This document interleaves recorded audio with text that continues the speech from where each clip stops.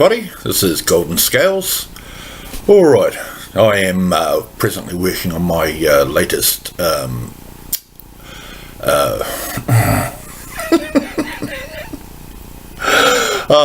project. I'm working on my latest project. Yeah, it's been one of those days.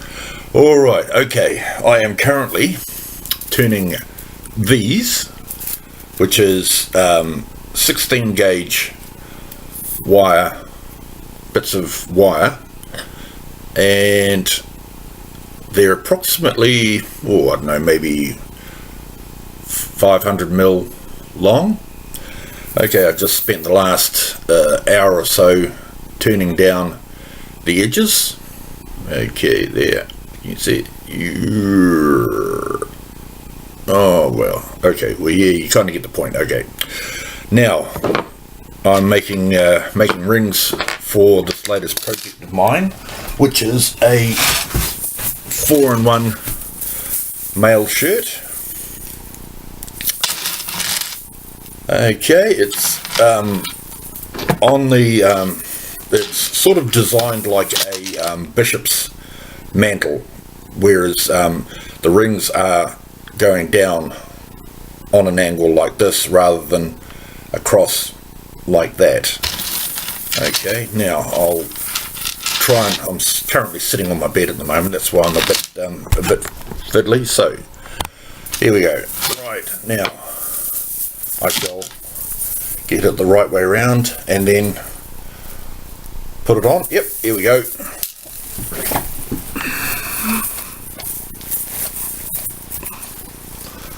Is that the right way around? Ah, yes it is. Okay, so, well, no, it's not the right way around, but you get the point, right? Okay, so all the rings are going down like that, and yeah, you can see where I've added this bit here, this little wedge there. So instead of the it going up that way, it sort of like comes up and then up that way. Okay, right, now, so, and this little piece here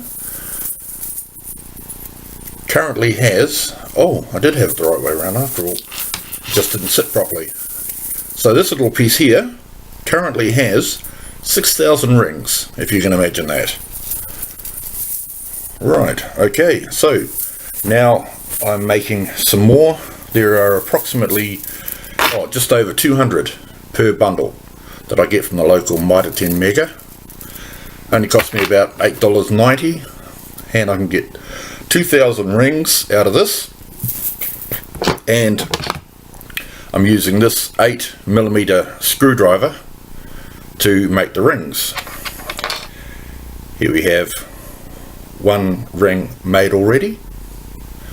Well, one spring, not a ring, spring. Okay, here's how I do it. I have a hole bored in the end of there that I heated up a piece of wire and just bored it in like that. So here I go. Now the wire hooks in like that, and then using my thumb to push and my forefinger to guide it, I go around in a circle and oh, don't do this to me, please. Oh, wouldn't you know it? Put my eyes on, how about that? Okay, now here we go. Oh, I don't believe this. This is really... okay, let's try that again, shall we? Okay, now. Okay, that's what you get when you don't wear your eyes. Okay, so push that around. See? And away we go. Now, each spring that I'm making is, I'm getting approximately 11 8mm inner diameter rings out of it. So that works out to approximately 2,280 rings per bundle. Okay, so when I get to that point there, because you notice that little bit sticking out, okay, I can't push that with my thumb, so I use my smooth pliers, and just got to work that back again. That's the only problem with these. It doesn't, after a while, it doesn't stay in, so you got to keep. I got to keep pushing it back. There, I flatten it out, and there I have my spring. So that's 11 rings, and that's the rest I've got to go through. So once I've gone through all of this lot, I'll show you what I'm left with, and then we'll go on from there and do the cutting of the rings. Okay, so hang in there, catch you later. Okay, we are recording. Yes. Okay, hey folks. Right, now one of the lessons in life that you have to learn is that when you stuff up, don't be afraid to acknowledge you've stuffed up. Go back, try and fix your stuff up. Okay, point of interest here.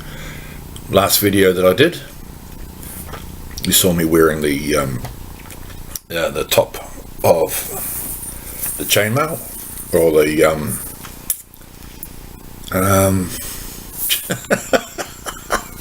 the beginnings of my mail shirt, right? Okay, now what I did was, these are the shoulder seams, right? So I undid the shoulder seams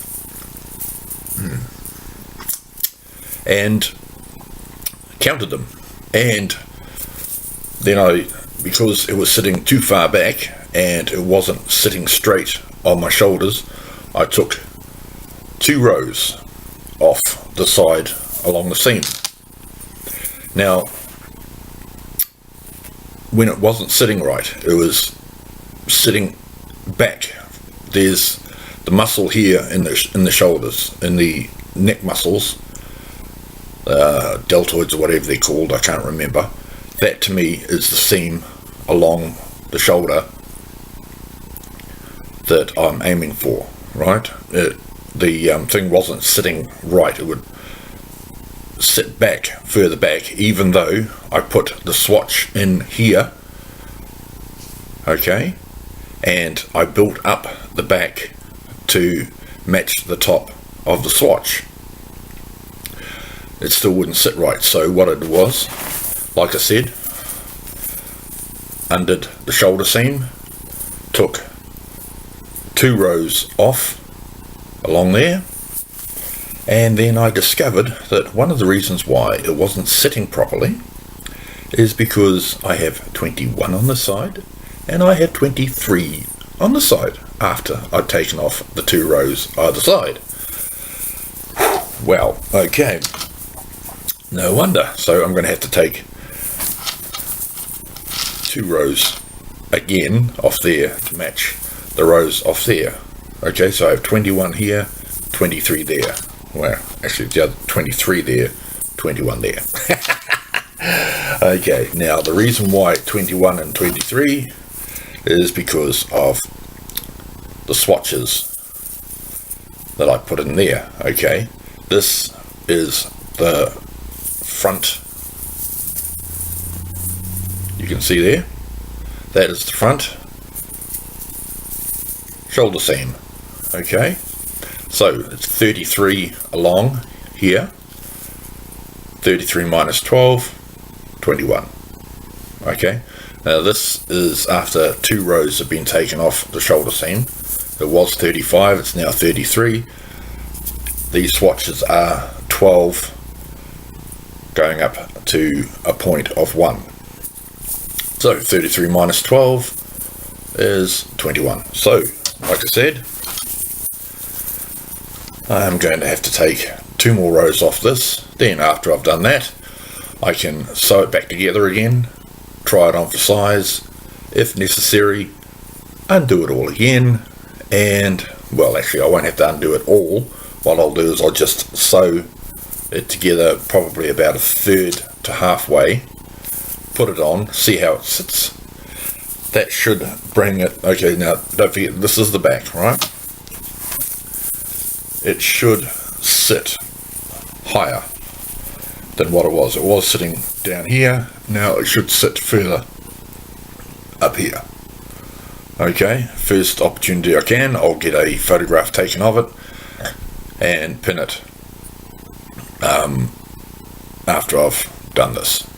Okay, so that is me for the time being. I'll get on to getting this fixed up and we'll see how it looks. Check you later.